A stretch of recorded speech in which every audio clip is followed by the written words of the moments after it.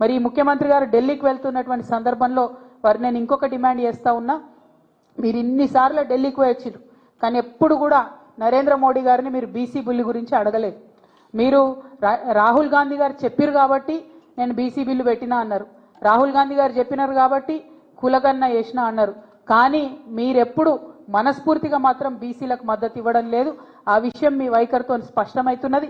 నేను రేవంత్ రెడ్డి గారిని డిమాండ్ చేస్తా ఉన్నా, మీరు ఇవాళ ఢిల్లీకి పోతా ఉన్నారు, మళ్ళొకసారి హాఫ్ సెంచరీ దాటినట్టుంది, 51సారి కావచ్చు ఇది. మరి ముఖ్యమంత్రి గారికి కంగ్రాచులేషన్స్ కూడా చెప్పాలి.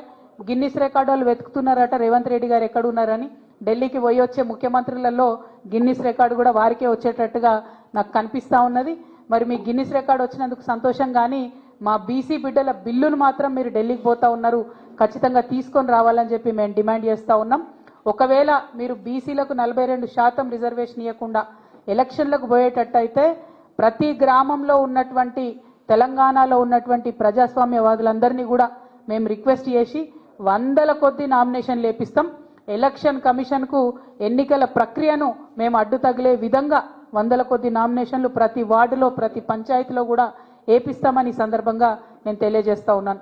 అదేవిధంగా బీసీ బిల్లు సాధన కోసం మరి అలా తెలంగాణ వికసిత్ యాత్ర పేరుతో మీటింగ్లు పెడతదట. ఏం వికసిత్ యాత్రనో ఎందుకోసమో నాకు అర్థమైతలేదు. మరి తెలంగాణ సమాజంలో సగం ఉన్నటువంటి బీసీల బిల్లుకు మద్దతు ఇవ్వకుండా మీరు ఎన్ని యాత్రలు పెట్టినా కూడా ప్రజలు మిమ్మల్ని నమ్మరు. కాబట్టి దయచేసి బీజేపీ నాయకత్వాన్ని నేను రిక్వెస్ట్ చేస్తూ ఉన్నాను, ఇవాళ బాల్ మీ కోర్టులో ఉన్నది, మీరు నిర్ణయం తీసుకుంటే 42% రిజర్వేషన్ అమలవుతుంది. ఒకవేళ ఇప్పుడు రిక్వెస్ట్ చేస్తున్నాం కానీ ఆ రిక్వెస్ట్లు మీరు వినకపోతే 17వ తారీఖు జూలై 17వ తారీఖు మాత్రం తెలంగాణ మొత్తం కూడా రైల్వే నెట్వర్క్ స్తంభించే విధంగా రైల్ రోకో చేస్తాం. మేము రైళ్లలో ప్రయాణించే వారందరికీ కూడా రిక్వెస్ట్ చేస్తున్నాం, జూలై 16, 17, 18 మీరు కనుక ప్రయాణాలు పెట్టుకుంటే వాటిని వాయిదా వేసుకోండి. 16వ తారీఖు నుంచి మీరు ఎక్కడి నుంచైనా వస్తే తెలంగాణలో ఇరుక్కుంటారు. మరి 18వ తారీఖు నాడు మీరు ఎక్కడన్నా చేరుకోవాలనుకుంటే కూడా మీకు ఇబ్బంది అవుతుంది. కాబట్టి జూలై 16, 17, 18వ తారీఖు నాడు మాత్రం రైల్వే నెట్వర్క్ అంతా స్తంభిస్తుంది తెలంగాణలో. సో మీరు ఖచ్చితంగా ప్రయాణం వాయిదా వేసుకోవాలని కోరుతున్నాను. People who want to travel through or from Telangana on 16th, 17th, 18th of July through railway network, I request all of you to please kindly postpone your travel plans because Telangana OBC bill is pending at the union government level at Honorable Rashtrapati ji. We are demanding that the BC bill be cleared as soon as possible. To meet that demand, to put pressure on the union government, we are holding a rail roko in Telangana on 17th July. That will inconvenience your travels. So people traveling from and through Telangana in July 16th, 17th, 18th, I sincerely request all of you to postpone your travel plans. So మళ్ళొక్కసారి ముఖ్యమంత్రి గారికి half century దాటి ఢిల్లీకి ప్రయాణిస్తున్నందుకు congratulations చెప్తూ BC bill పట్టుకొని ఢిల్లీ నుంచి రావాలి.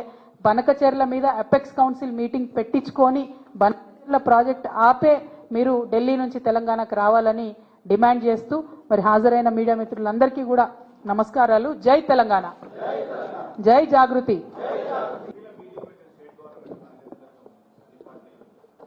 Power point ప్రజెంటేషన్లతోని కాలయాపన చేస్తున్నారు తప్పితే ముఖ్యమంత్రి గారు ఎందుకు కాంక్రీట్గా అపెక్స్ కౌన్సిల్ మీటింగ్ కావాలని అడుగుతలేరు అన్నది ఇప్పటికి కూడా అర్థమైతలేదు. పిఎఫ్ఆర్ అంటే ప్రీ ఫీజిబిలిటీ రిపోర్ట్ ఆల్రెడీ కేంద్రం యాక్సెప్ట్ చేసింది, అంటే ఇది డీమ్డ్ టు బి అప్రూవల్ అన్నట్టు. దీని తర్వాత డిపిఆర్ఏ ఇచ్చేది ఉంటుంది, డిపిఆర్ ఇస్తే నిధులు కూడా అలొకేట్ అవుతాయి. మరి ఆల్మోస్ట్ పనులన్నీ అయిపోతే కూడా ఎందుకు రాష్ట్ర ప్రభుత్వం స్పందిస్తలేదన్న విషయాన్ని మాత్రం నేను అడుగుతా ఉన్నాను. అందుకే ముఖ్యమంత్రి గారు మాట్లాడాలంటున్నా. ఉత్తమ్ కుమార్ అన్న ఎన్ని పవర్ పాయింట్ ప్రజెంటేషన్లు పెట్టి లోకల్గా మన ఎంపీలకు చెప్పినా దానివల్ల ప్రాజెక్ట్ ఆగేది లేదు. ప్రాజెక్ట్ ఆగాలంటే ఢిల్లీలో లొల్లి పెట్టాలి, ఇది ఢిల్లీలో లొల్లి పెట్టేటటువంటి టైము. కాబట్టి అక్కడికి పోయి యుద్ధం చేయాలని చెప్పి నేను రేవంత్ రెడ్డి గారిని డిమాండ్ చేస్తూ ఉన్నాను. ఆపరేషన్ కగార్ ఆపాలని చెప్పి నేను ప్రత్యేకించి ఇదివరకే రిక్వెస్ట్ చేయడం జరిగిందండి. మేము ప్రజాస్వామ్యవాదులుగా ఖచ్చితంగా ఆపరేషన్ కగార్ అనేటటువంటిది ఆగాలే. పోతున్నటువంటి ప్రాణాలు కరెక్ట్ కాదు. ప్రజాస్వామ్యం మీద అలిగినటువంటి వాళ్ళను బుజ్జగించి చర్చలకు పిలిచి మనము ఒక ఒపీనియన్ తీసుకొని ముందుకెళ్ళాలి తప్పితే వాళ్ళని ఎలిమినేట్ చేయడమే అనుకుంటే కరెక్ట్ కాదు. అయితే మేము తలపెట్టినటువంటి ఈ రైల్ రోకోకి పెద్ద ఎత్తున అన్ని కుల సంఘాల నుంచి అందరూ బీసీ బిడ్డల నుంచి కూడా మద్దతు లభిస్తూ ఉంది.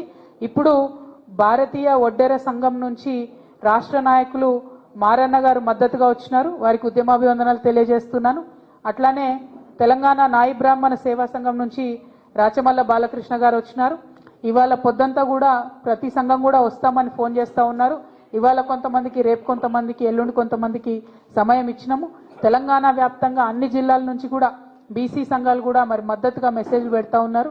వాళ్ళందరూ కూడా వచ్చి కలుస్తామన్నారు.